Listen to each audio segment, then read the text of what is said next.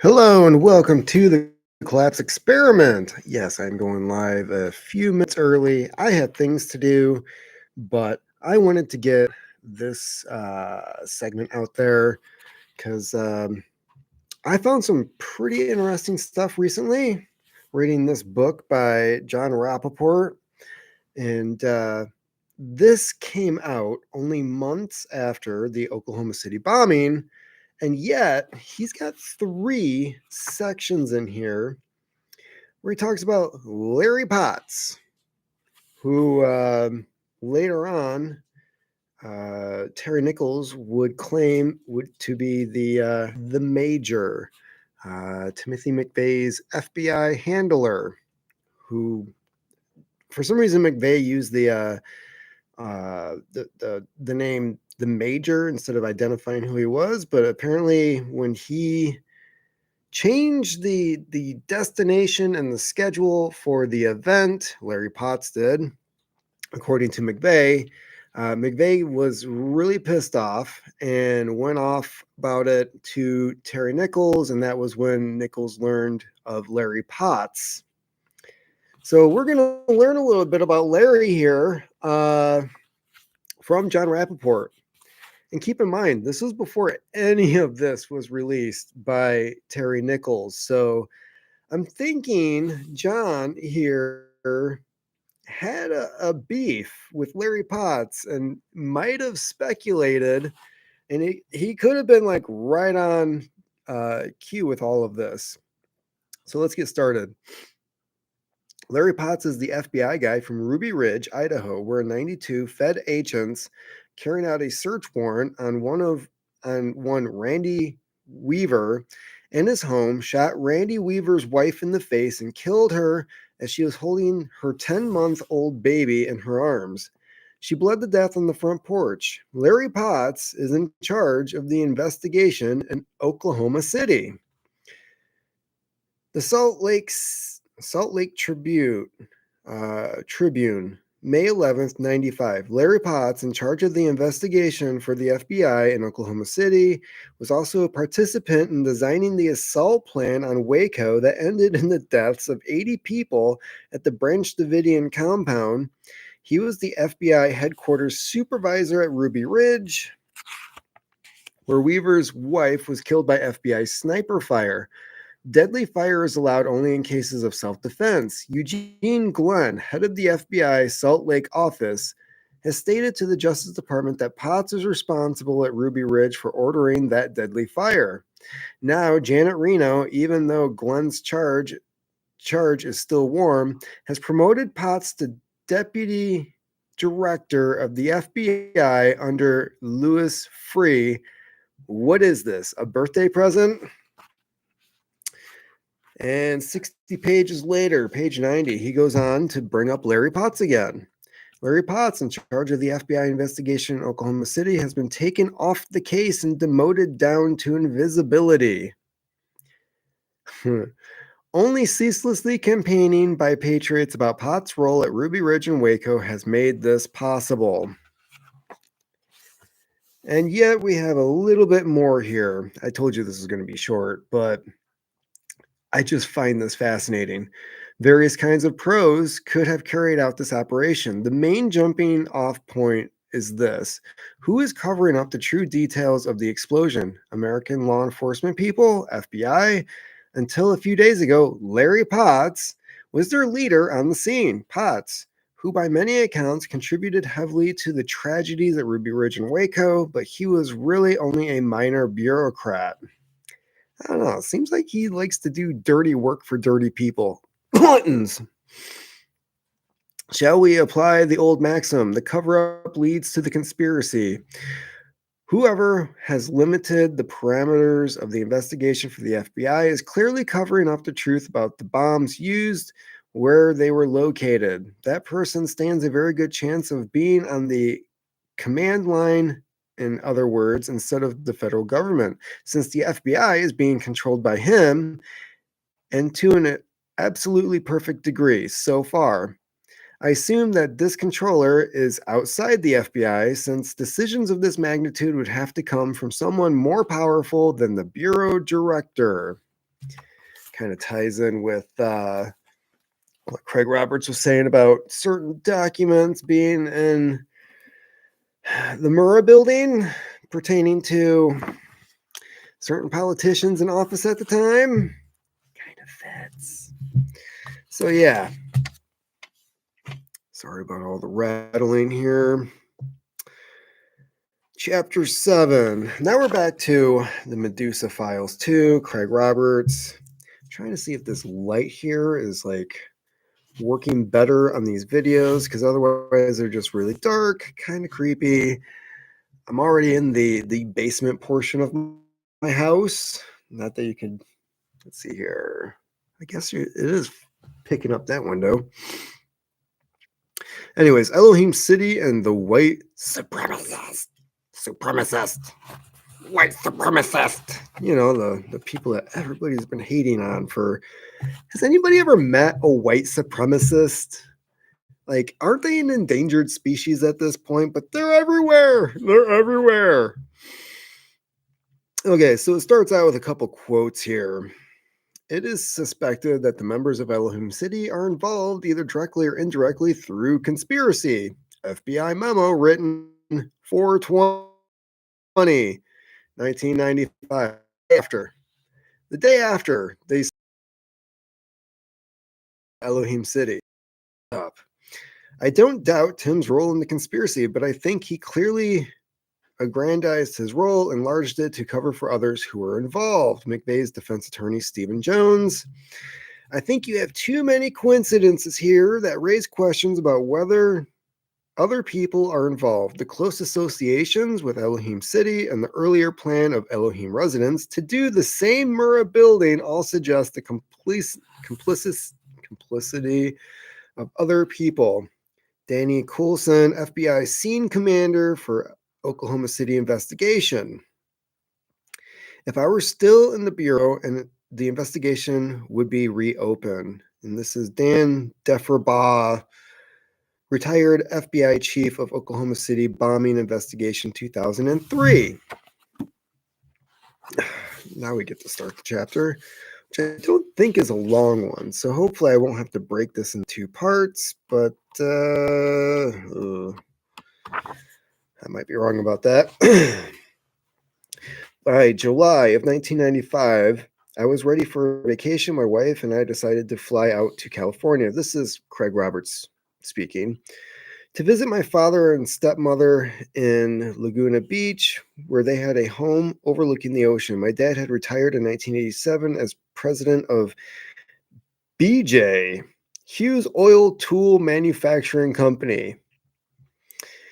He had begun working there in 1946, just after he was discharged from the Marine Corps. He, like so many of the servicemen at the end of World War II, needed a job, any job. Let's see here. I'm going to see if I can skip ahead because I don't really need to hear about BJ Hughes. Anyone who knows about American corporations with intentional services know that many of them have people who do odd jobs for the CIA and FBI. My father was no different, and over a period of time, he had been debriefed by the CIA, the FBI, and others that he never mentioned to me. Because his extensive background, rubbing shoulders with the intelligence branches of government, he had made many interesting contacts. And when I was working on my book, The Medusa File, Crimes and Cover-Ups of the U.S. Government, which I do have a copy of that also, I just haven't read it, his resources were invaluable. I would email him or call him and ask questions about various cases I was working on in the book, and later would receive plain brown envelopes with no return address or faxes, with no headers, and with bits and pieces of information or where to look on certain subjects. I don't think he would be off of any help. I didn't think he would be of any help with the OKC case, but wanted to bounce some ideas off of him and maybe get some guidance. A few days before we left, Pete called me and asked, "Do you know where Elohim City is?" "Nope, never heard of it. What is it?" "It's in Oklahoma somewhere, and we have a lead that there may be some connection," he explained. No, I'm clueless on that, but I can check around, I responded. Little did I know at that point that the FBI and ATF both knew exactly where Elohim City was. For some reason, Rickle was fishing, but I didn't know it at the time. Yeah, because they were planning a raid on it like Waco style just before the bombing. And for some reason, the FBI was like, no, no, no, no, no, back off. I spent some time on the internet and putting queries out, but didn't get any response. I did find out that Elohim, pronounced Elohim, was a Hebrew word for God in the Old Testament and used in the Christian covenant churches. I did a memo on that and sent it off to Rickle and left for California. I couldn't believe it. 2 weeks and I was in California where I hardly, let's see here, blah, blah, blah, blah, blah, blah. Let's get back to Oklahoma. When I returned to Oklahoma, I found out from some of my militia sources who responded to my initial query that they had found out that Elohim City was a small community, more like a cluster of houses with a meeting hall on the Oklahoma-Arkansas border somewhere south of Stillwell, Oklahoma in Adair County. This part of Oklahoma is known for being very remote, with rugged terrain and inhabited by folks who don't have or want much outside contact. Eventually, research would show me that it was a Christian identity community founded by Reverend Miller, who came from Canada. Nothing good comes from Canada, except for Letterkenny. That's an exception. Most residents were family, but at the time they had been open to other people coming in who were accepted by Miller or one of his senior sons. I had lived in Oklahoma City since 1957. I had lived in Oklahoma since 1957, except for my Marine Corps service and a year working in the Los Angeles area. Later, I knew of or had heard of, but every town and small town in the state, at least in the eastern half, but I'd never heard of Elohim City. Over the ensuing weeks, more came to light from both Rickle, who I had to prod to get anything, and an old partner who was with the ATF. The feds had not only known about this place when Rickle asked me if I knew where it was, but they had informants there. I was later to discover that each of the main players, Andreas Strassmeyer, Carol Howe, and Dennis Mahan, were all confidential informants, or CTs, for either the FBI, ATF, or CIA, who's not supposed to operate on U.S. soil. Strassmeyer, or Andy the German, in my and others' opinion, worked for the CIA and probably a covert military intelligence agency as well, and was on loan from the German government. Dennis Mahan, who I knew personally and who considered to be a big blowhard, rabble-rouser with no backbone to actually do anything, had to have been a confidential informant for the FBI as he had been in the past and probably was still protected.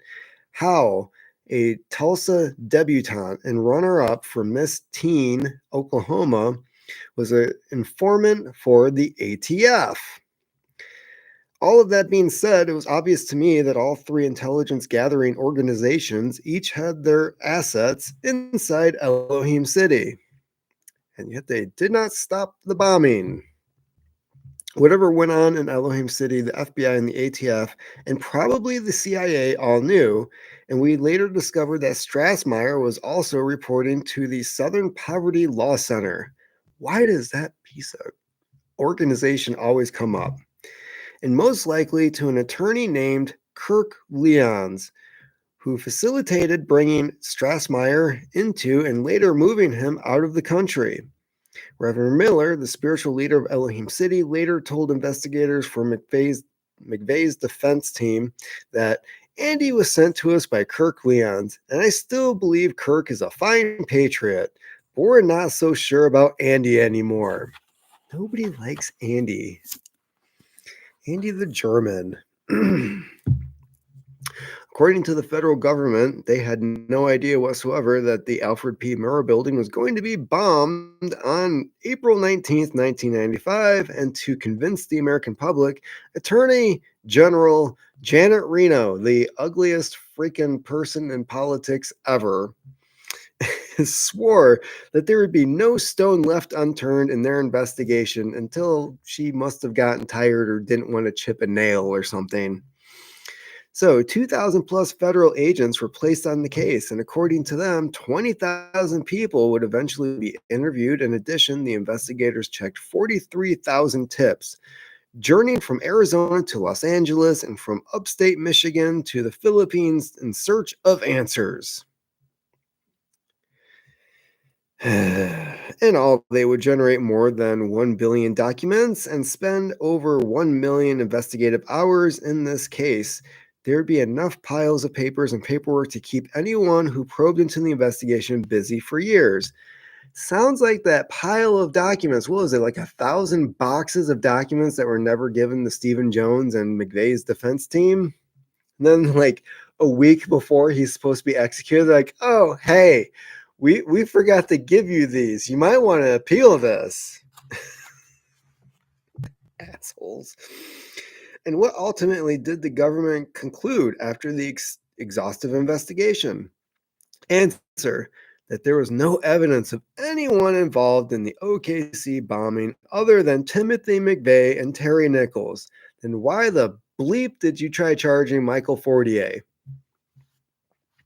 However, the government, including the FBI and ATF, Justice Department, and CIA, among others, lied about having no foreknowledge of the Alfred P. Murrah bombing on April 19th, 1995, specifically events at the 400-acre compound called Elohim City held many of the keys to OKC, and elements within our federal government were certain that the horrific events of that day would take place. Regrettably, of the 2,000 federal agents, not one agent was dispatched to Elohim City. In fact, Associated Press writer Paul Query quoted an unnamed law enforcement official who had this to say about the subject: Elohim City is not a current subject of interest. Kind of weird, right? Elohim City is not only ground zero for one of the gravest miscarriages of justice, but an investigation into its activities at the time would have revealed a painstaking detail how ultimately and directly they were involved in the bombing of the Murrah building. Now we've got a section about Andreas Strassmeyer. Many roads lead to Elohim City. To understand Elohim City, Andreas Strassmeyer Dennis Mahon connection, one must follow in chronological order the movements of a German national named Strassmeyer, as well as a fascinating case of character surrounding him. This guy is a piece of work. To begin, we need to introduce Strassmeyer. Strassmeyer was a German national who entered the United States for a lengthy stay in 1991, during which he eventually became the head of security at Elohim City. Strassmeyer is the son of Gunt Strassmeyer, who was the architect of the German reunification and a top aide to German Chancellor and Bilderberg luminary Helmut Kohl. In addition, Strassmeyer's grandfather was a founding member of the Nazi Party, which ultimately, after World War II, had direct ties to the American intelligence via SS General Reinhard Gehlen. Gehlen was recruited at the end of the war by OSS Station Chief Alan Dulles to become the head of West German intelligence. Now, I want to back up because his grandfather, the founding member of that party, we're not allowed to say on here, he had a lower membership card number than good old Adolf. So he's one of the OGs of that thing. Gehlen also was involved in creating the Rat Lines network for escaping the Germans, if you will. Strassmayer's name is one of the most respected and influential in Germany, and all the Strassmayer family was connected to the power elite in every sense of the word. Strassmayer himself spent 7 years in the German army as a Bundeswehr officer, where he served as a lieutenant with the Panzer Grenadiers in their elite intelligence unit. Strassmayer's area of expertise was none other than disinformation. This point is extremely important because even though Strassmayer is portrayed as an ardent neo-German, he spoke fluent Hebrew, Israel's state language. And the London Times reported that he had a Jewish girlfriend who served in the Israeli army. Not exactly what we would expect from a notorious Jew hater. Though Strassmayer migrated to the United States in 1991, his first visit here was on April 7th, 1989, when he flew to Washington, D.C. What makes his arrival particular in that case is the Immigration and Nationalization Services computers. Strassmayer was given a special status of AO. I believe this was on his immigration card. And even though determining that his status means has been difficult for many researchers, his AO reference was completely scrubbed from his computer files a few years later. AO is Asli applicant without work authorization. That means he was granted immigration status because he was seeking asylum. Okay, which is interesting since there is no reason for Strassmayer to fear living in Germany. Also, at that time and to this day, the Germans is illegal in Germany. The party. As are all symbols, badges, flags, armbands, and signs. Anyone trying to organize a the German or the neo-the Germans group or organization is also breaking the law. The German government is keen on discovering anyone preaching the Germanisms and showing symbols or propaganda, especially importing into Germany any of the above. It would make sense to the U.S. government and its agencies to agree to assist the German government in discovering any links between American neo-German groups and individuals and their German counterparts. What better way to infiltrate a trained German agent into a neo group, underground or of America? To officially bring Strassmayer to America, an attorney named Kirk Lyons entered the picture. Lyons himself is an interesting character. He served as a lawyer for the Aryan Nation head Louis Beam in the sedition trial of 1987 and managed to get Beam and 17 others cases dismissed. Represented Randy Weaver in the Ruby Ridge debacle and also represented the survivors of the Waco massacre. Lyons has had several connections to various neo groups and offshoot Christian identity organizations through the years, so it is no surprise that he would know and help Andreas Strassmayer, who represented himself as a true German embodiment of the party. The late Michael Collins Piper, author of Final Judgment and a veteran reporter for the American Free Press, wrote in an unpublished article that for many years Kirk Lyons functioned in some way as a federal undercover agent and or informant in a movement in which he put himself forward as a legal advocate and spokesman for a cause. Piper went on to conclude that he thought Lyons was Strassmayer's handler. Lyons even visited Strassmayer's parents in their plush Berlin residence in 1991. In fact, Lyons was the person who orchestrated Strassmayer's relocation to America. He also obtained for him a driver's license by providing Strassmayer with an address in Knoxville, Tennessee. And he is quoted as saying, "I am the reason that Andy was in Elohim City. I put him there. So if there was a plan, I guess I'm part of it." Kind of bold, right? Not only did Leons introduce Strassmeyer to everyone at Elohim City, but on April 18th, 1995, but according to Victor Thorne, author of the OKC bombing Elohim City Connection, one day before the OKC bombing, Leon's law firm received a 15-minute phone call from the very important person in this scenario, Timothy McVeigh. Weird. Leon's has had extensive history in the Sons of the Confederacy veterans, which also has many members who are Civil War reenactors. And that's what Strassmeyer said he was here to do, reenact the Civil War, because the Germans love that kind of thing. Once Strassmeyer arrived on our shores in 1991, he quickly gravitated towards, of all things, the Civil War reenactment crowd. The London Times reported that when Strassmeyer first arrived in the United States, he was befriended by retired Army officers, CIA veterans, and Civil War reenactment history buffs.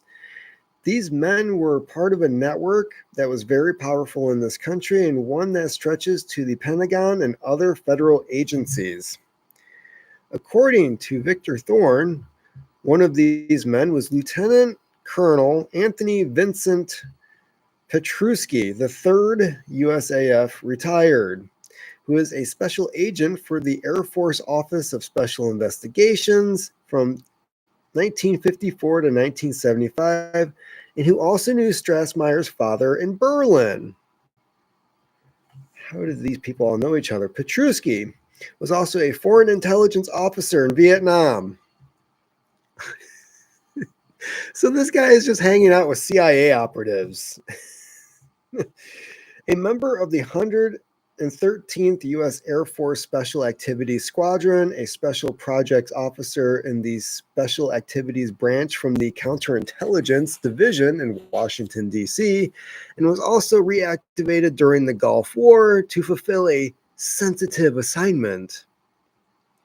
Needless to say, Petruski was connected to deep intelligence sources for decades and allegedly interacted with a cabal of ex-military men and former and current CIA employees who were involved in gun running, mercenary actions, espionage, drug trafficking, blackmail, subversion, and money laundering. Did they forget anything? These were off-record, black-budget operatives, and Vincent Petruski allegedly made a career out of soliciting and deal-making with these shadowy figures. So when Andrew Strassmeyer arrived in America and needed a place to stay, who opened his doors to him? None other than Vincent Petruski of Petruski Associates in Manassas, Virginia. A man who was making at the time $1.6 million a year by working out of his house. I don't know. That doesn't sound like a webcam operation. I mean, 1991. I don't know. How did Strassmeyer know Petruski? In his own words, Strassmeyer described his ally as a former CIA guy my father had known. But Petruski's friendship didn't end at mere lodging. In addition, he tried to get Strassmeyer a job at the DEA and Treasury Department, the INS, and also the Department of Justice. First of all, how and why? However, when McVeigh's attorneys later interviewed Petruski in July of 1996, he denied any involvement other than being a friend of Strassmeyer's family. The report from McVeigh's legal team said, on the date listed above, I met with Mr. Petruski at his home. He explained that he had first met Andy Strassmeyer when a group of approximately 4 to 5 Germans traveled to the U.S. to attend a Civil War reenactment. I don't know. I feel like there's like a untapped resource there of like, how many Germans want to participate in Civil War reenactments? Like, there could be some serious money there.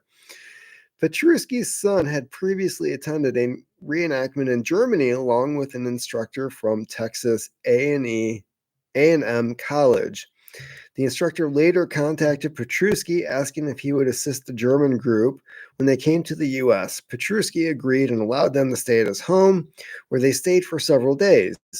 Later, Strassmeyer's mother in Germany called Petruski asking if he would help Andreas out and give him some direction. If he returned to the U.S., Petruski agreed, and Andreas stayed with him briefly during the subsequent trip. Petruski explained that Strassmeyer was supposed to be coming to the U.S. to attend school. I haven't heard anything about school in here yet, but that he now understands that never occurred. While Strassmeyer was staying there with Petruski, he did little in the way of beginning his schooling and just sat around. With pressure from Petruski and Strassmeyer's parents, Strassmeyer eventually moved to Houston, Texas, where he was supposed to be getting a landscaping job and attending school. Petruski says that this was his last contact with him. So he's just bumming on the couch. I haven't started my mission yet. Because Strassmeyer was merely hanging out and goofing off for the following period in the U.S., Petruski said he came up with a story to tell his father. The story was that his father could not check out because it alleged that he was doing undercover work for the U.S. government. This, Petruski believes, was complete BS. He commented that he didn't believe that any agency would seriously consider Strassmeyer for any type of undercover work. Petruski explained that Strassmeyer's father was very strict and would not approve his goofing off here in the States. Petruski added that Strassmeyer was the only one of several siblings that had done nothing. Sounds like he had done quite a bit. But then again, I also read somewhere else that Strassmeyer's father pretty much paid for him to be like German special forces. Didn't really earn it. He also believes that Strassmeyer has had to maintain the story or else his father would throw him out of their German home. He's already out of the home. What are you talking about? Like disowning him? Petruski maintains that these two occasions were the only contact with Strassmeyer, totaling several days. He says that he didn't know of Strassmeyer being in Elohim City until much later. He was unaware of anything that Strassmeyer may have associated with here in the U.S. and did not recognize Mike Brush's name. It's funny that name is coming up. Also, he did believe that Strassmeyer had the guts to point a gun at someone, much less be involved in the OK bomb. That Strassmeyer had the guts? He didn't believe he had the guts. Okay. This is hard to believe considering Petruski's past and the fact that Strassmeyer's father was the chief of staff to German Chancellor Helmut Kohl.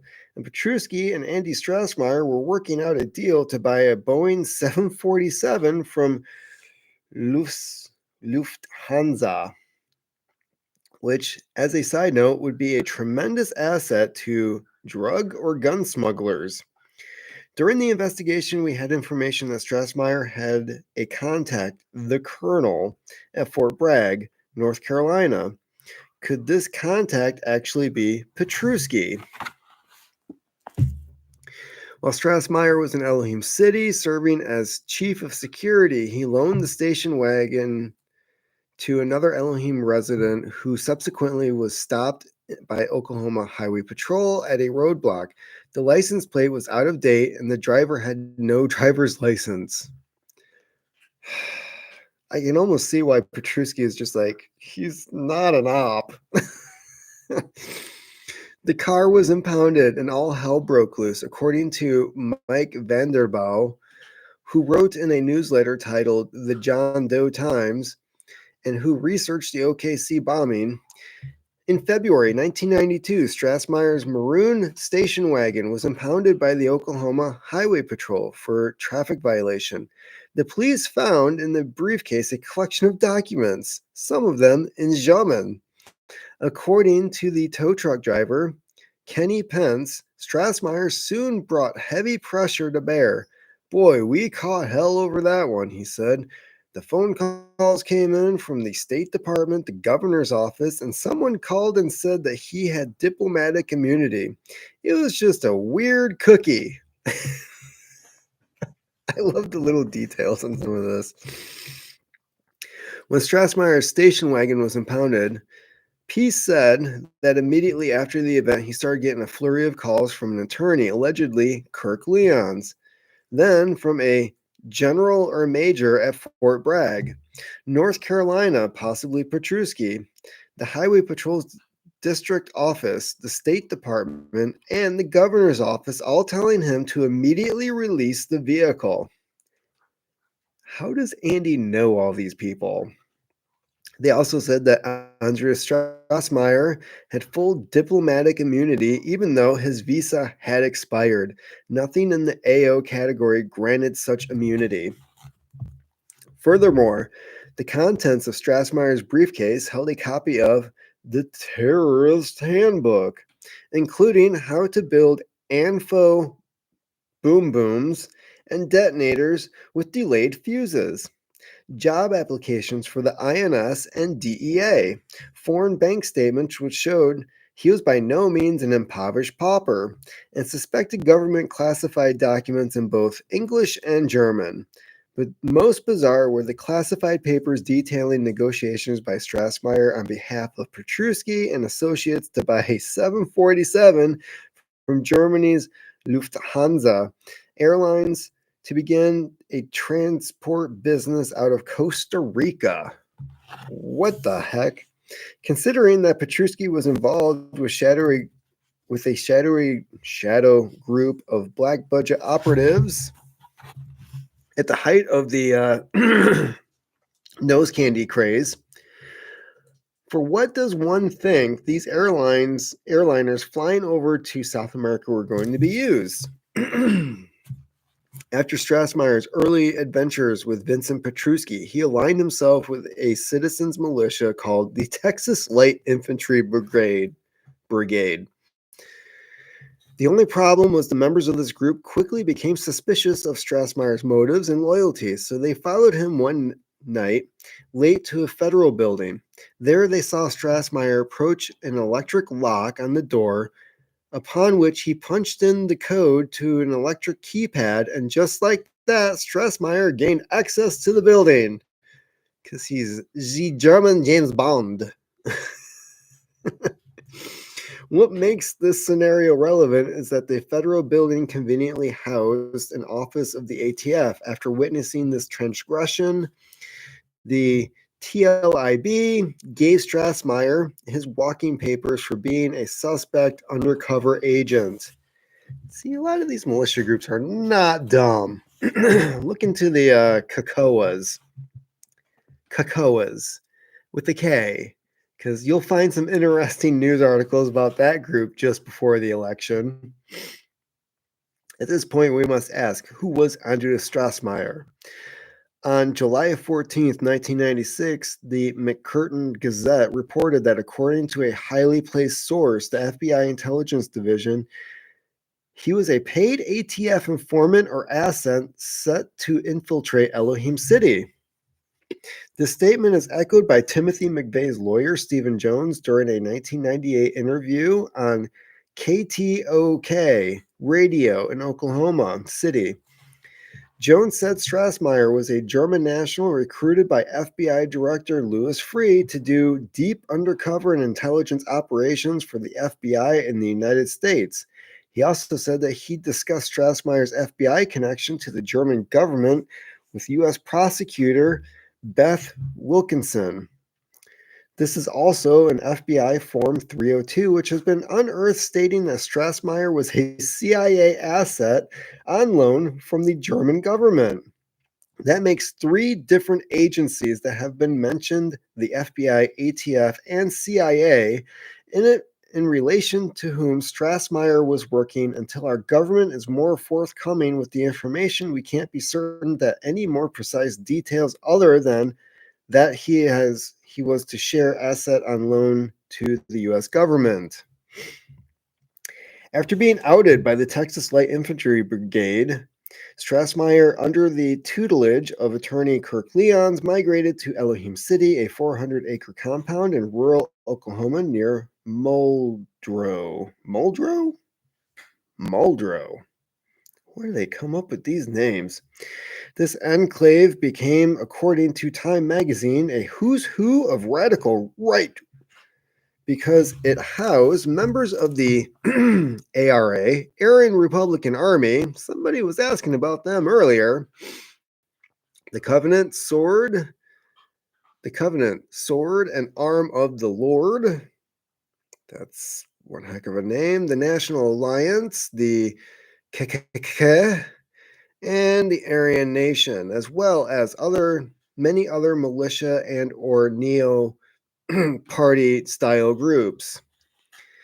The Elohim City crowd was also prone to violence, as were revealed by Assistant U.S. Attorney Stephen N. Snyder of Fort Smith, Arkansas, who said that a plot was hatched as far back as 1983 to boom the Murrah building. The prime movers in this conspiracy were Richard Wayne Snell.